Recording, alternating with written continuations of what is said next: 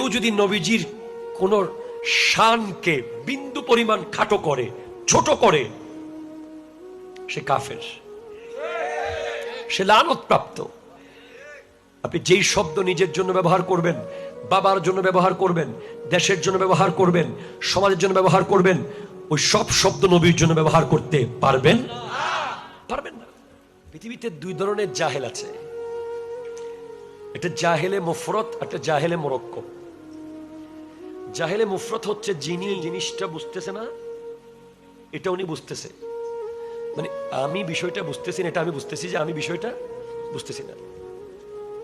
আরেক ধরনের জাহেল যিনি বিষয়টা বুঝতেছে না যে এটা উনি বুঝতেছে না। কথাটা কঠিন। ধরেন একজন মানুষের সামনে আপনি একটা কথা বলতেছেন, উনি আপনাকে বলতে পারতেছে যে আমি বিষয়টা বুঝতেছি না। আর একজন মানুষ বিষয়টা বুঝতেছে না, এর পরেও বুঝার ভান করতেছে। যিনি বুঝতেছে না, না বুঝার পরে বুঝতেছি না বলে, উনি অপরাধী নন, উনি একদিন না একদিন বুঝবে।